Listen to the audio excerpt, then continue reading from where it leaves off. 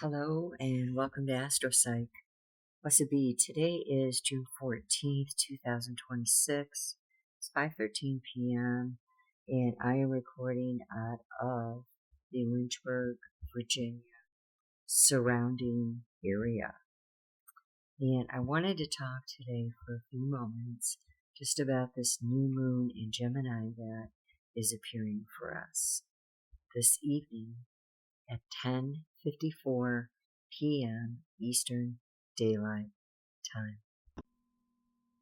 So the main aspects here that I'm going to go over, and a couple more, but these are the main ones, is where is this Mercury-led Gemini, chatty, communicative, intelligent, highly curious energy that's wishing to go out in new ways with communication in the neighborhood.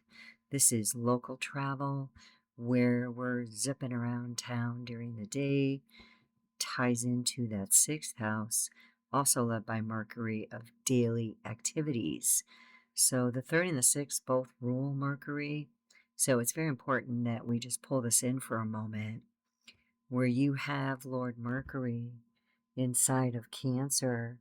He has ingressed in there and is sitting next to Jupiter, the descendant. There's a little bit of space between them. And Venus has just gone all the way through Cancer and is now, of course, fully entered into Leo there. But when we have this Mercury inside of Cancer, the Lord of the Moon, and the Moon is ruled by Cancer, that's certainly something we need to consider. And Mercury is sitting in the seventh house of partnerships and the other, which often ties to business partnerships, close partnerships, and marriage partnerships, or any type of love romantic relationship. So Mercury in Cancer is very sensitive and comes with an emotional mentality to the way that she's processing her seventh house right now. And it could be that it's a little bit more of a sensitive time in both feeling the way you are in your deepest sense of where you're sharing your energy, in your deepest sense of where you want to go out with your energy, and where you're showing up in emotional ways with your energy. With Jupiter there, having been in Cancer in that exalted position, sitting right there next to Mercury, we have to blend those two energies together and see what the story is with them communicating one to another.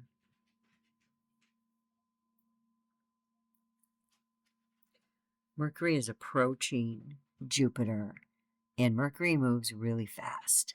So it's going to be enlarging home themes and enlarging family themes in communication inside of partnerships. And this is a benevolent nature that can come forward where there's a little bit more of the feels instead of this mental energy. But here's where we need to be careful. We do have the moon sextiling Mars there in Taurus, which is helping us. Okay, it is putting together Mercury's ability to connect with others in a deeply sensitive way and being able to ground the energy within the earth in the way that we come out in our truest dramatic flair, in our truest sense of the word, of how we show up in our own giftings. This is the fifth house, ruled by originally Leo and the sun itself.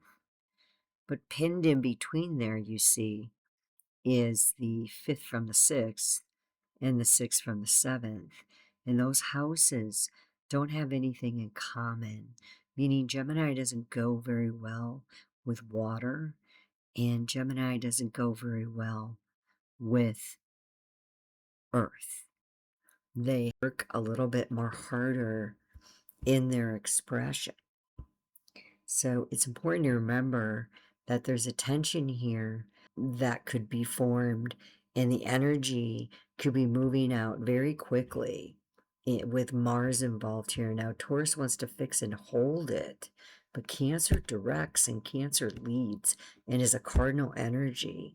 And Mercury's speaking, not Mars. Mars is just fueling the energy and keeping the speech on those fifth house themes.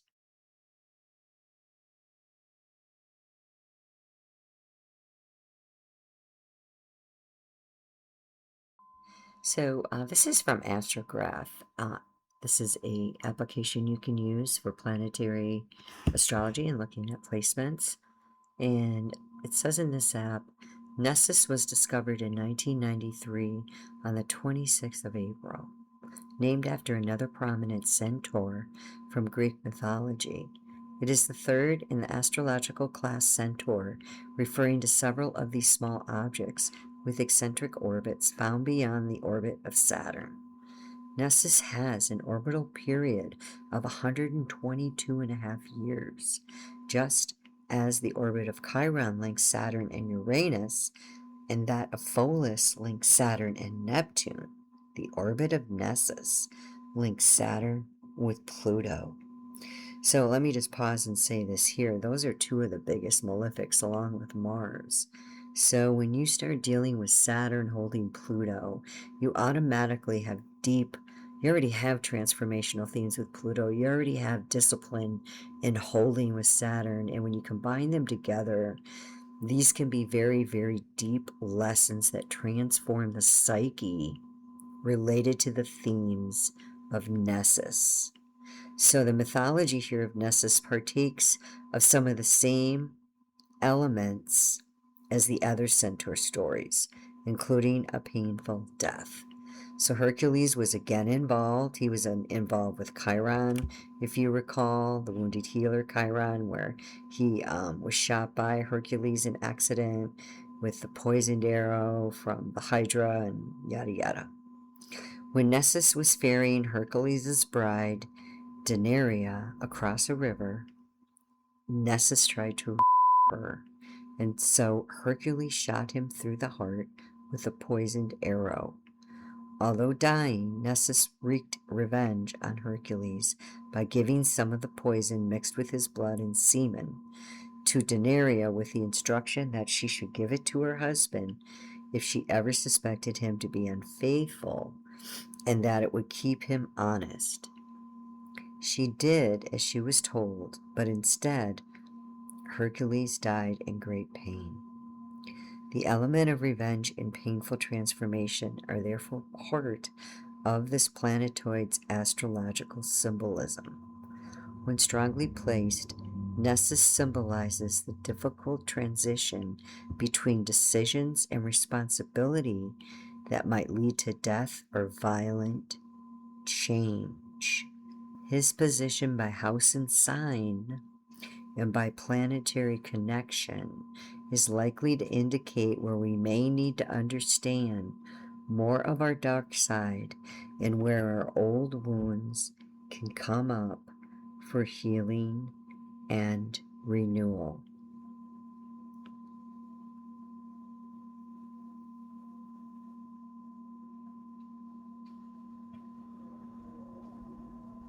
So Nessus is currently in the third house, and the third house is what Gemini rules.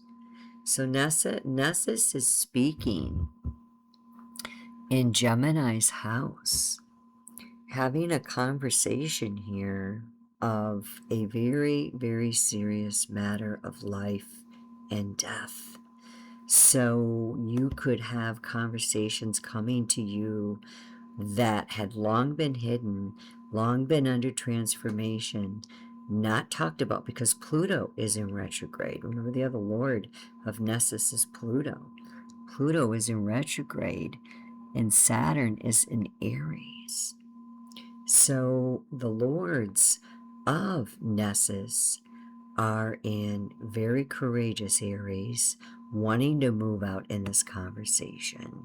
And Pluto is reviewing this conversation by going retro as well. So it's important to see the tie here in the review.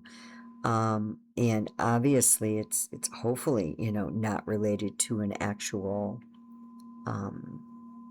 event that would take place there of it being life and death. But I think what it's trying to say is it's of a very serious nature.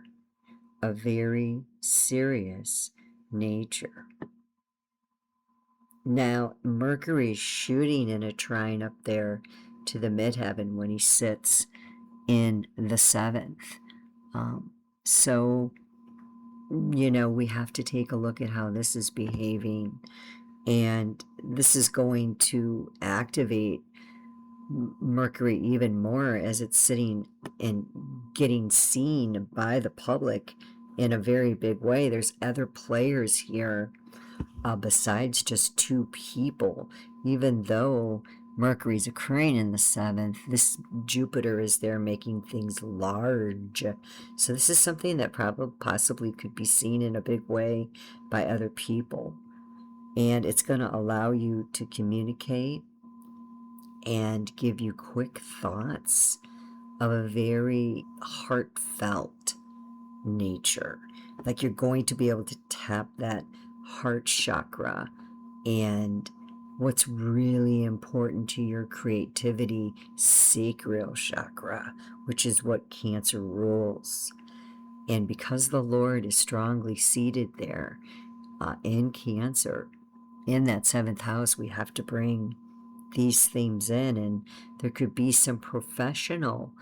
Midheaven is zenith, highest part of the chart where you're seen, and often indicates the professional realm, and you could very much this be public as the MC there is in the 11th house of larger groups, and it's sitting directly on that 3rd decan, getting just tipped over by 12 minutes into Venus.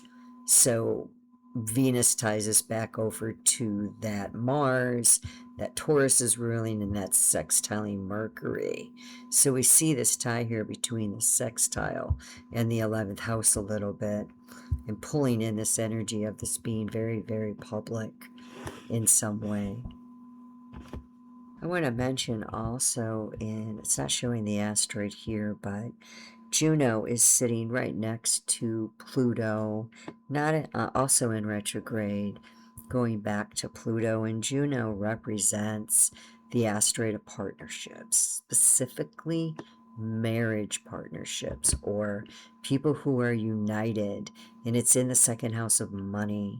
So this squares the midheaven there, and it also is in an inconjunct over to the 7th, 150 degrees away, but it isn't a hard inconjunction because Mercury's at 18 and Jupiter's at 26, and we do see Juno at 10 going away from Mercury, and Pluto going away from Mercury as Mercury goes forward.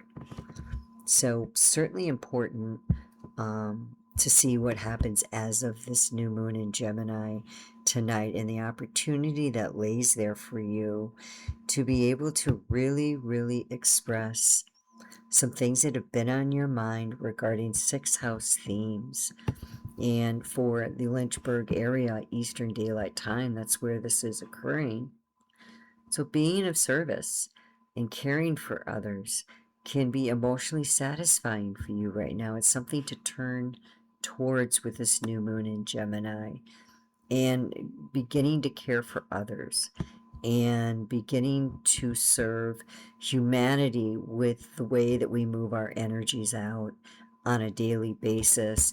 It not so much like this big way of being this huge leader and huge servant overall, but more just like the daily choices we're making. Gemini's very practical daily energy, and Virgo wants to bring daily habits that are going to bring health. both being ruled by Mercury here. So you have to see that there's an interrelationship that's going to exist here between your mental capacities and your emotional state. Like they're trying to get into some kind of a sync here with everything you want to do outside of the home and everything you want to do inside of the home, because Cancer and the midheaven are highlighted here as well. And the seventh house is partnerships. So be careful. There can be problems that arise because there's so much sensitivity here.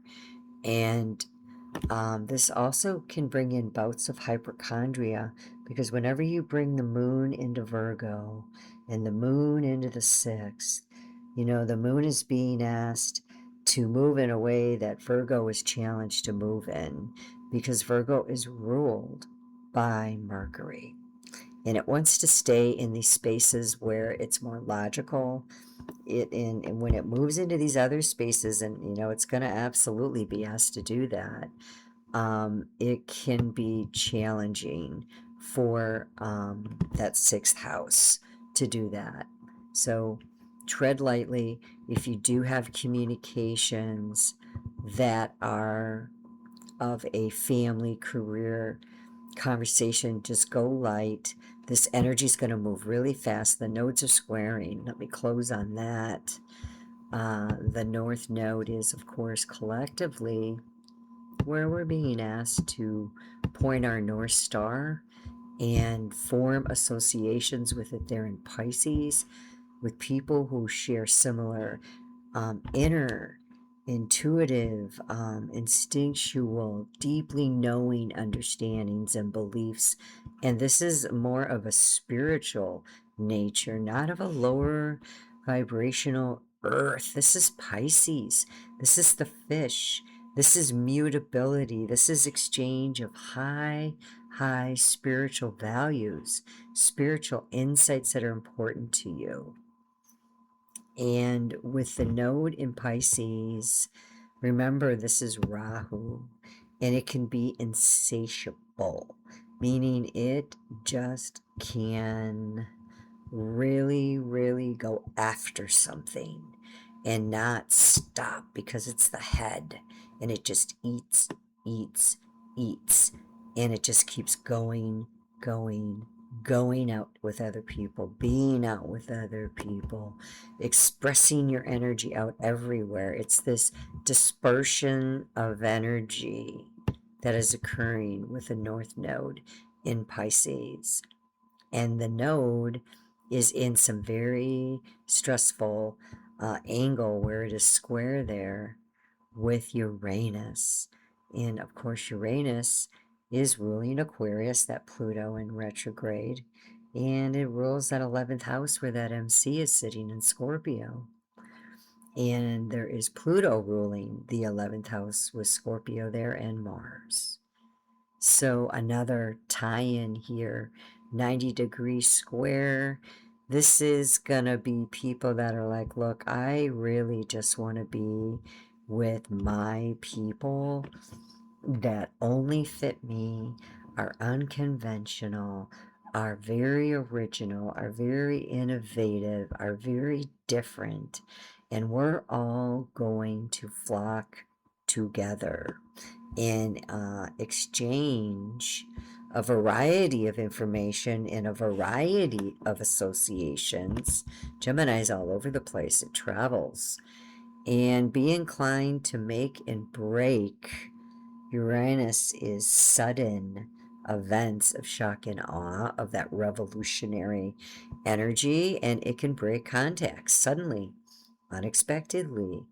And it may be people that you are exposing yourself to that you're being asked to shift from that, because it's unsettling, it's disruptive, it's bringing stress, anxiety, and tension within relationships here. This is the potential with this energy, and it's all under review.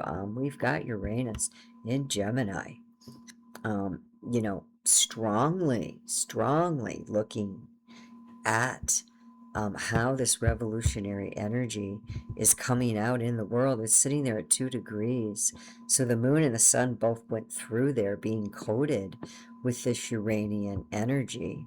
Not forming a tight stellum, no, definitely not. They're moving fastly away, fast moving planetary objects, but nonetheless, Uranus is in that 6th house, acerbating that square to the north node, and then of course it's going to square back to the south node. So north node in the 3rd house already discussed. We've got the south node in Virgo, and this south node in Virgo is in that exact square to Uranus, and it's in review.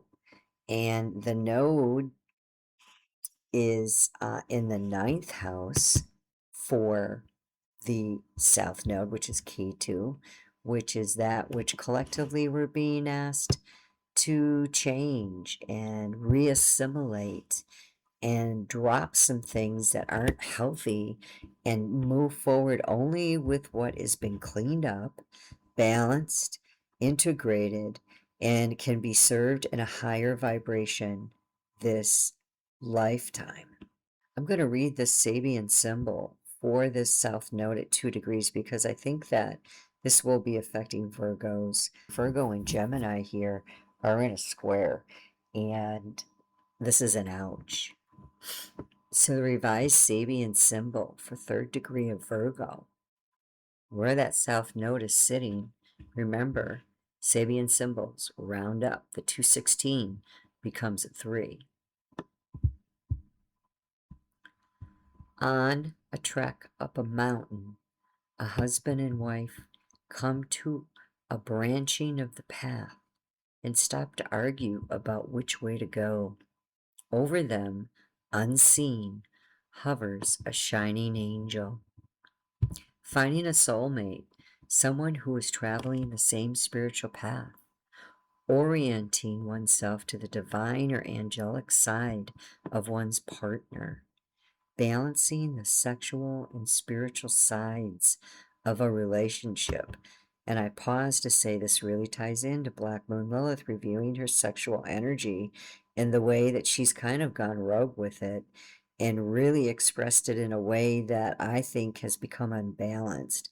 And I am doing this big research project on her, so I'll be bringing some of this information out as I begin to get it down in a form where I can communicate it. But I am definitely looking at this in society that we live in the United States and just cultural trends that we're seeing. So there is a balancing that's needed between the sexual and spiritual sides of a relationship and inner knowledge that love can take one to a higher place, guarding the childlike innocence and trust in a relationship versus straying from the straight and narrow path to pursue a temptation. They lose their moral compass, withdrawing to get a fresh perspective versus feeling that one must thrash out at a problem on the spot. Getting a clear overview of what's going on, not just in one's relationships, but in the world at large. Commentators, social or political analysts, sane, balanced observations, pointing out cardinal issues that others have overlooked, protection conferred upon the good at heart. So I think that's quite profound considering it's in the 9th house known as the house of spirit, the house of God, house that does contain Jupiter as Lord. Jupiter is sitting next to Lord Mercury, ruling this moon. So these conversations are speaking together here around the wheel, and I think that they've become quite apparent what our ask is at this time. This moon will be moving very quickly. Soon we'll be within Cancer before we know it and go straight through those planets. So it's going to be the moon now in Cancer just reinforcing what we're seeing here. So for the next few days, We've got some emotional highs that are here. I just want you to tread cautiously. I would say wear blue to balance that throat chakra. Put blue pendants on around you, blue stones, blue crystals. Sapphire especially would be great right at this time. And a grounding stone like jasper comes to mind. All different types of jasper, just this real nice grounding stone. And I would throw in kyanite, because the moon wants to take you to more places of deeply connecting, and as within so without, right? But remember, it's first as above so below, as within as without. So kyanite will help you go above. And this is what that North Node in Pisces has been asking us to do, to reevaluate the way that we're, expressing our bodies, our minds, and our message out there in society. It is definitely under review. I also believe with the return of Uranus in the United States of America chart, we're going to be seeing some, and the birthday of President Trump, we're going to definitely see some communication come out here that's going to be very quick, very fast, and I would say very furious concerning our money, concerning finance, concerning the quote-unquote war in Iran, and news with Israel on that. So, all right, well, thanks for joining me. I hope that helped you. I just wanted to bring in a few points today, and we'll see you in the next video. Take care.